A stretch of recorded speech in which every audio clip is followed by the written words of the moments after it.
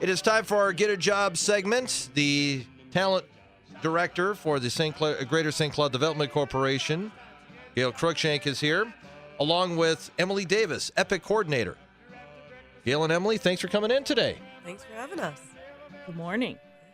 All right, so Gail, start with you. This is Emily's first appearance on the program today. Yeah. We're glad to have her here with us. Yes, absolutely. Describe what that position is. Well, I would love to, Jay, and I just wanted to kind of start by saying, last month you and I talked about career exploration and how it could be applicable for any job seeker, student or otherwise.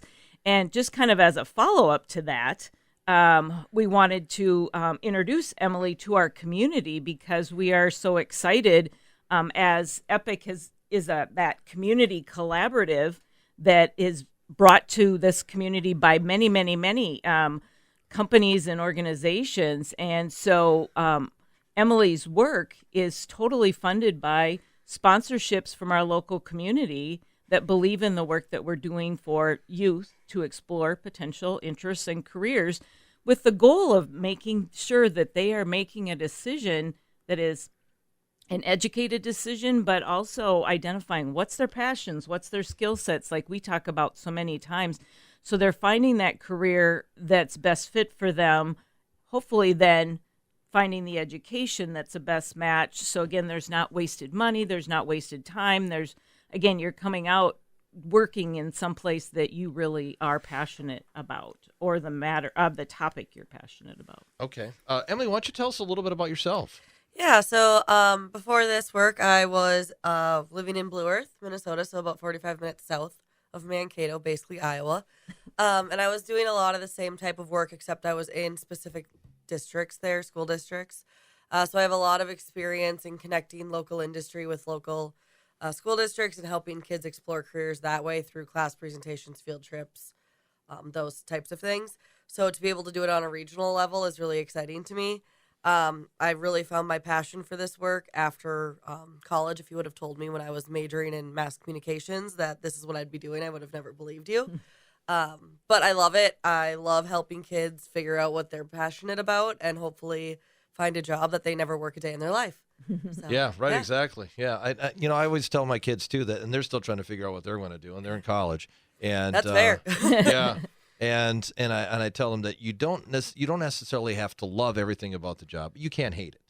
Yeah. Because there's no way you're going to be able to stick it out if you hate the job that you're doing. Mm-hmm. So you're trying to find people. It's so difficult because when you're like 17, 18 years old, you're making decisions that are going to affect the rest of your life. Yes, and I like to speak with students too about, explore everything, because talk to a lot of people and the degree that they have and the work they're doing now might not meet up. So it's not, if you make a decision at 18 to be a certain profession, it doesn't mean that's where you're going to land, which is fine. A lot of it comes down to training and the skills you have. So. And those transferable skills yes. that come up every single time. And it's so true. You don't know where you're going to land. And so many times people are like, well, I'm good at this. I like this. But you can do that in many industries. You're not pigeonholed to one type of industry. And I think we've talked about before too, is that not every job is exactly what you think it is. Mm-hmm. Very correct. And too. Like manufacturing jobs are not dirty and low paying. Not at all. Manufacturing jobs are some of the manufacturing floors I've been on are some of the cleanest work areas I've been in, and they are very well paying and have great benefits. Right. Yeah. And a lot of the trade jobs that and there's such a need for that still, right? Isn't it? Yeah, absolutely. There is. There's still 6,000 to 7,000 jobs on JobSpot every single day, and that's again covering our region of Benton, Stearns, and Sherburne County. Yeah. And for people to find out what those things are, right? Yeah. Especially if you hadn't have any experience in that. Very much so. And they're going to be needed as we continue to move forward as, people retire and they're looking to get out of the workforce. You need plumbers, you need electricians, and those skills aren't going away. Everybody needs one of them eventually. Oh, yeah, absolutely. Yeah. So tell us about the student day that's taking place coming up at the end of the month. Yes, it's coming up on the 27th. We'll have 4,700 10th and 11th graders there from about, I think we're at 30 different districts. around the region. We have a waiting list of districts that want to come, but unfortunately, right now we're at the point where we're at our limit for students and what we can house. It's housed at SCTCC. There's over 250 employers at this point that are engaged, and that could change. So what this really is each cluster that the Minnesota Department of Education sectors out every career into 6 clusters. So those clusters come together and work. Instead of promoting a specific business, you come together and you work as a cluster to create a hands-on activity for those kids to experience, like, what would this be like? So it's not a typical job fair.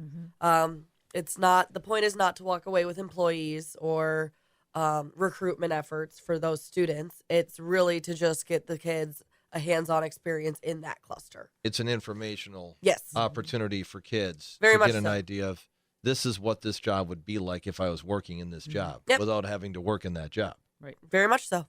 Because, again, a lot of times they don't know what it really looks like. And what's super exciting about this community work is that all of those activities are created by our local employers. So it is those employers in our community that have said, I see the value in this, and I know I'm not going to see a student hire in any immediate time of any nature, but this is going to help shape our future, and it's going to help educate students to be able to make that decision that's going to hopefully be best aligned with what they really truly are passionate about.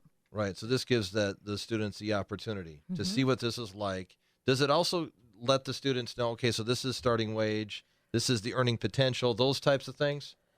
Is there any information on that? Yes, they certainly can ask any question of our employers that day. And we probably get more into that. What could a salary look like? All of that sort of thing. When we have created our Epic for Influencer event, which that is scheduled for April. And that's more when we encourage anybody that influences a youth in a career, be it parent, be it caring adult, be it a big brother, or be it somebody working that's just mentoring a student, to come and ask questions about, what skills are best for this career? What could my earnings potential be? But truly, the day of Epic, any question that is asked by the students will certainly be answered by our employers, which are obviously the experts in those fields. Right. Yeah, and I suppose it's one of those things, too, that you want to kind of have an idea. This is what I'm going to be doing. This is the amount of money I can make. Yep. And like you said, the transferable skills, that if you have some of those, maybe you start a career and you decide, I want to do something different.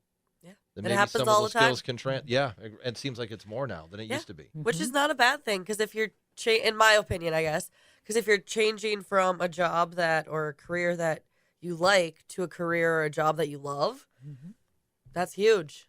I mean, we do work a lot of our days, so if you can enjoy it a lot, even better. Right. So obviously it looks like people are already set for this particular Epic event coming up at the end of the month. If people do want to find out more about, the kits, the Epic Career Kits, where can they get those? They are available at the Great River Regional Library. Right now, they're only available at the St. Cloud campus, but we're looking to expand that into their other locations. Or you can always check out epicmn.com and see what they're all about there, or our Epic Facebook page or Instagram. We kind of try to hit all the bases, but those are really cool kits where you can explore a hands-on career feel really quickly at home, and it's for all ages. Okay. And then Epic for Influencers, too? Yeah. You want to Okay. talk about That's that? another Sure. opportunity. Yeah, and I will go back to Epic Day. Although our students are there in plentiful, if there's somebody in the community that would love to volunteer and see more about what happens, they can contact us directly. And again, right through the Epic website, which is epic-mn.com, just like Emily had mentioned. So that allows you to kind of see what it's all about if you're an employer maybe that hasn't been engaged so far and you would like to.